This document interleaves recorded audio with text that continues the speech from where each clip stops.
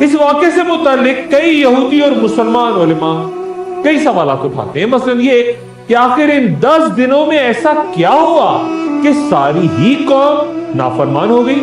ایک بار پھر بچڑا کس نے اور آخر کیسے بنایا؟ اور پھر موسیٰ علیہ السلام نے قوم کو اتنی سخت سزا کیوں دی؟